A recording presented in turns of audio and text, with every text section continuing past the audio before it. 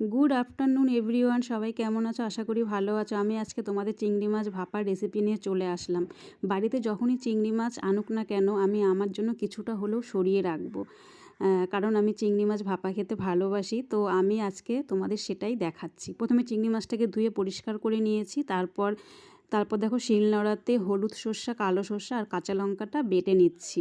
ভালো করে বেটে নেব। বেটে নেওয়ার পরে এবার আমি চিংড়ি মাছের সাথে এবার দেখো প্রথমে আমি সর্ষা বাটাটা দিলাম, তারপরে স্বাদ মতো নুন দেবো। আর দেখো দুটো কাঁচা লঙ্কা আমি চিড়ে রেখেছি, সেই কাঁচা লঙ্কা দুটো দিলাম। তারপরে আমি একটু সর্ষের তেল দেব। সর্ষের তেলটা ভালো করে মেখে তারপরে একটু হলুদের গুঁড়ো দেব। এবার আমি সবগুলো দিয়ে খুব ভালো করে মিশিয়ে নিয়ে দেখো আমি খুব ভালো করে এটাকে মিশিয়ে নিচ্ছি।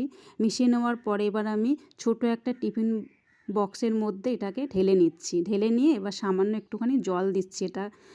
এটা ধুয়ে জল দিচ্ছি। জল দেওয়ার পরে এবার আমি আরেকটু সর্ষের তেল দেবো। যত তেল দেবো না সর্ষের তেলটা তত বেশি একটু ভালো লাগবে, স্মেলটা খুব সুন্দর আসবে।